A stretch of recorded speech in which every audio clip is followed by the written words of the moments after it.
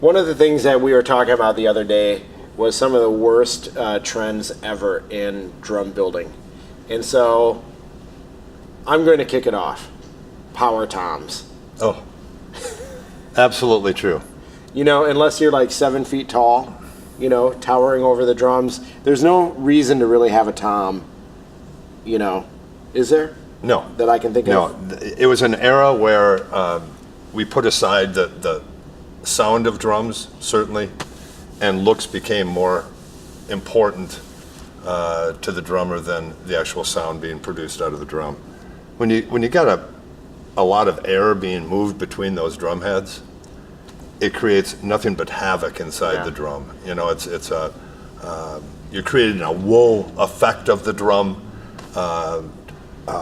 It's hard to mic up, it's hard to tune, it's hard to play live, hard to sit behind. You said looks, long hair, long drums. Big everything. A lot of air. Yeah, a lot of air. A lot of air. A lot of air. Okay, so we're in agreement about that. Yeah. What do you think? Next worst trend ever? Oh my goodness. Well,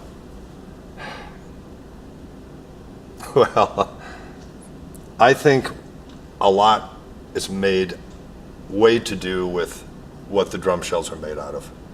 Okay. I think we get way hung up on mahogany, birch, walnut, maple, combination of both, exotic woods, when really the bearing edge and the thickness of the shell and the type of drum head that you're putting on the drum makes a much more audible difference than given a shell of the same ply thickness, same bearing edge, same heads between birch and maple.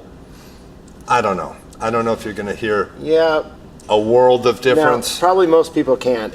Now, if you're putting a special veneer on the outside for the beauty of the wood, of course, that's a whole different thing. That's right. But I don't know I've ever listened to a recording or heard a band live and said, wow, that was definitely, you know, a maple shell with an inner ply of, or exactly correct. That was definitely birch, or that was definitely, you know, most people, like you said, to your point, aren't going to know. And how many drummers are real purists when it comes to taking the drum set home, tuning it up, putting their choice of heads on it, and then leaving that drum set alone as far as muffling or additional ways to can the resonance of the drum, right. Which kind of wipes out the whole conversation of, you know, the purists of what the shell is, the right. middle plies are this, the outer plies are this. I'm with you. How about this? I hate this. When you have your drum set done with a finish that makes you look like you play in a carnival sideshow.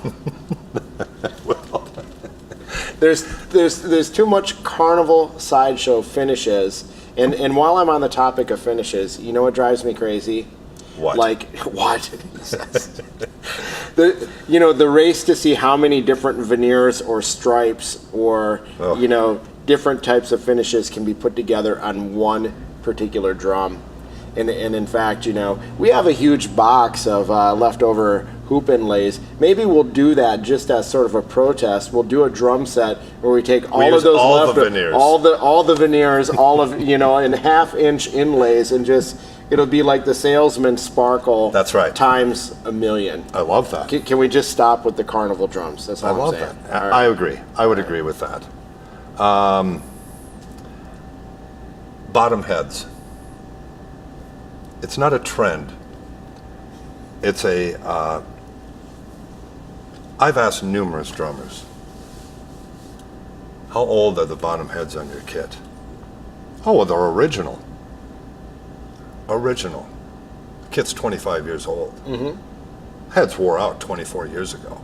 Well, I do have a 59 Ludwig with the play-on plastic original heads, but that's a little different. Keep those. Right? Don't gig with them. I think you're talking about people who never change their heads. Oh my goodness, bottom heads.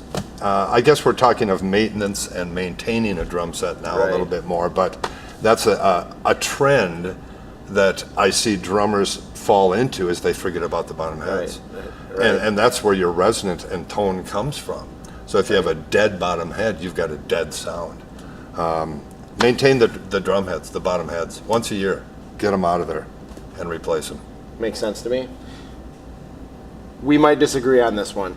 Wood hoops. hate them. I know we've done drum sets with wood hoops. Now and then it makes sense to have wood hoops, but you go out gigging, you can't clip a mic on it.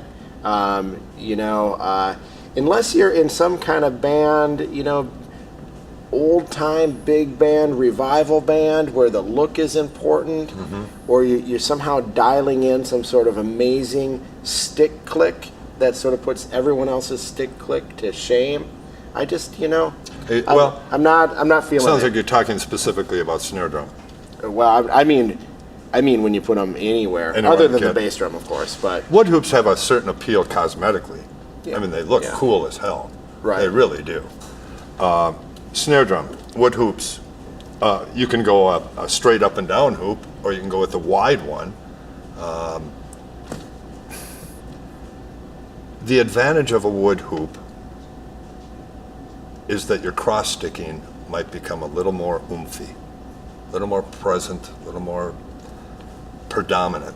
right. But like maybe I said, that's your technique of cross sticking. Right. If you, like I said, if you're going for that particular tone that the couple enjoying a glass of wine 4 tables out can appreciate, then go with it. That's right.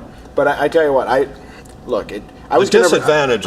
I was going to bring it, Wow. and I didn't because I didn't want to showcase, another drum maker's failing. But I did buy a snare drum with wood hoops many years ago. It was a really cool drum, and here's the thing: the hoops are harder than sticks, but the hoops are not harder than hundreds of pairs of sticks. Right. And over time, you Or just triple end up flanged. you just end up destroying them. So Wood hoops, I'm with you on this one, Lane. They don't hold up. They change the feel of the batter head. They soften the feel up. yeah, Your ghost notes become a little harder to play. You got to work at them a little harder to make them come out. It puts a softer feel on that drum head, opposed to a triple flanged hoop. right. I'm not crazy about them. They're expensive. It's tough to mic up. Rim shots, your hoop is going to eventually break down. We are hitting a piece of wood, and right. even the flat hoops are going to crush and break down after time. I'm a triple flange guy all the way. There you go. Hey, I'm going to tell you another thing I hate, as long as I'm on a tear. The super deep bass drums. Can we just stop already? Please. You know what? Please. I don't think you need to get any deeper than 16 inches. If you want to do 18 inches, okay. Anything more than that, and again, but even at 18, at 18, I think you're pushing the limits. You don't need to do it. And you know what? You're crowding your guitarist, you're crowding your lead singer. Stages are smaller. You're filling your van. Cars are smaller, vans, right, whatever. Small stage, small car. Big ego, I guess, if you need the big. We spoke about it Drum, I don't earlier know, about moving air between the drum heads. The same principle applies to a bass drum. Sure.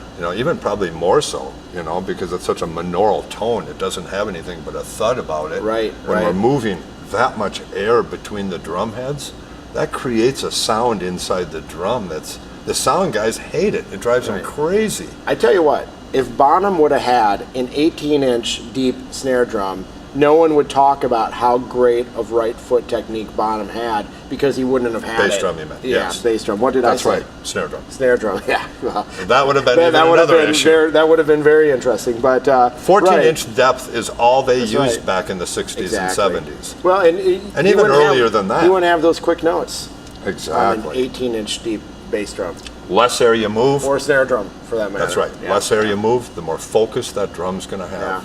I was out touring with one of my Ellis kits at 24-inch, 14-inch deep, and people were like, they really love the look of it, for one thing, because nowadays it does look a little bit different being shallow. And in my little But also three-piece band, the definition is great. I take out a 12 by 22.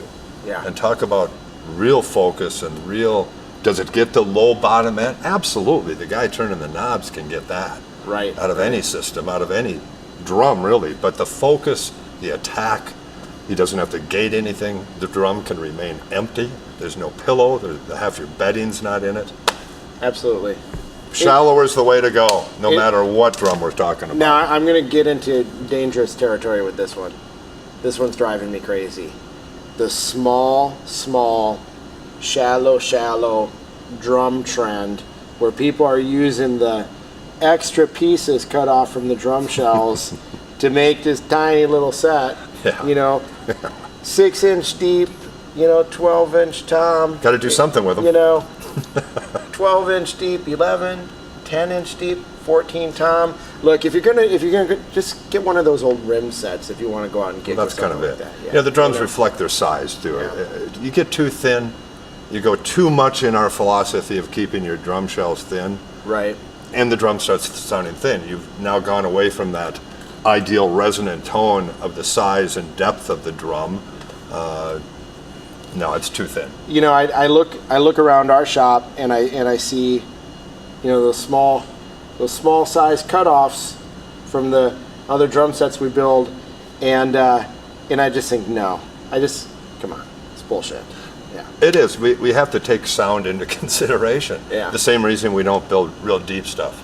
Yeah. Our bass drums that take up 2 time zones. Right. You know, we're not going Right. to do that anymore either. Right. Not Right. that we ever did, but you know, our philosophy at Ellis Drum Company is we will build you anything you want, unless it's wrong. Unless it's wrong, we'll try to talk you out of it. We'll still do it. That's right. We can still do it. That's right. So, all right. Well, good conversation on this topic. You too, Lane? All right, and send us an angry email if you disagree with any of that. So, My name's Tim Ellis, Lane Peterson, Ellis Drum Company. excellent. Thank you. A conversation with.